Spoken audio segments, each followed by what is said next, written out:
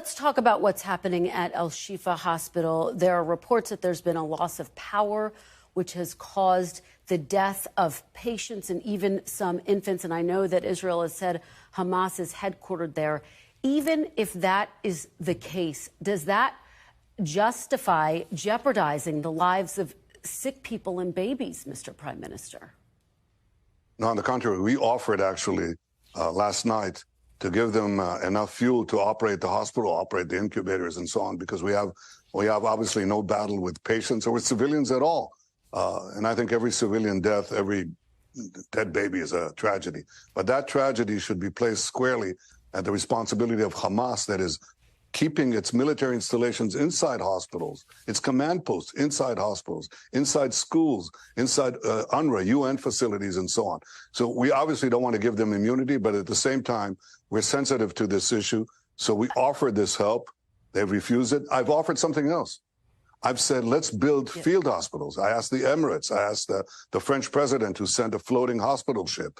We've asked other countries to, the UN, UNRWA, and so on, build field hospitals. Let's move the patients out of these Hamas command posts in the hospitals to these safe places. So far, they moved a few patients, not enough. I hope more will move.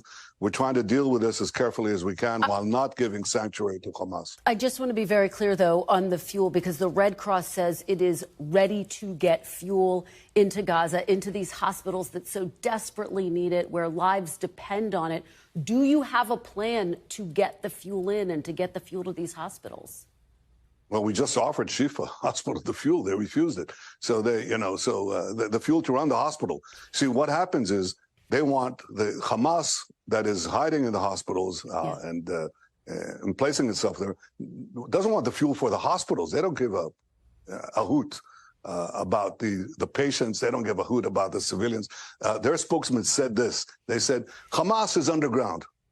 Above ground, the civilian population, that's Israel's and the UN's responsibility. They don't care about the civilians. They don't care about the patients. But they want to get fuel that they'll take from the hospitals to their tunnels, to their war machine, the electricity they need to fire the rockets. They fire 10,000 rockets as we speak in Israel against Israel's cities.